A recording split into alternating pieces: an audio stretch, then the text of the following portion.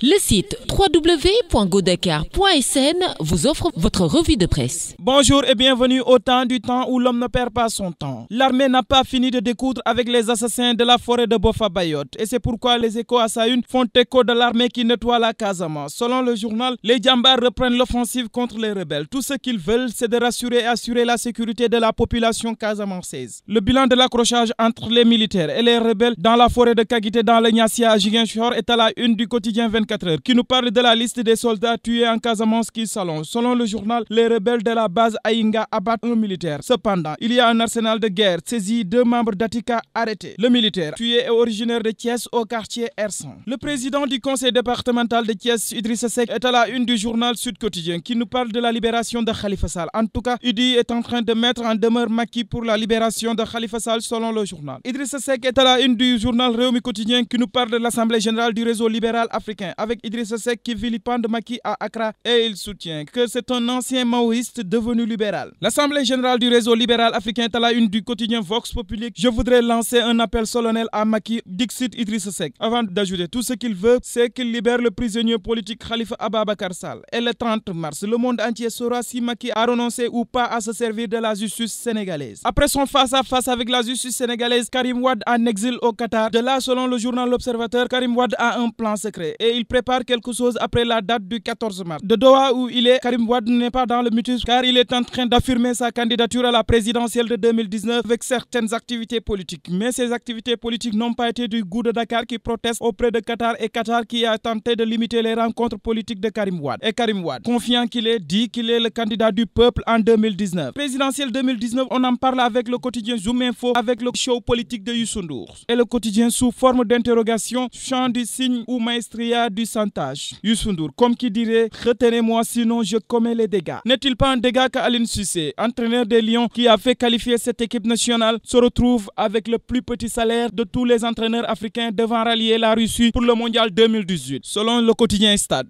le 11 mars 2018 est la date retenue pour le combat Sa Thiès Boy Niang 2. Et les deux sont déjà dans la guerre verbale, note le journal Sunu Lamb. Selon le quotidien, Sa Thiès dit qu'après le coup de sifflet, il va attaquer, comme il l'a toujours fait. Mais Boy Niang a rétorqué en disant qu'il est prêt à tout. Et la paix du cœur. La paix du corps dans vos lectures. Et très bonne journée. Le site www.godakar.sn vous a offert votre revue de presse.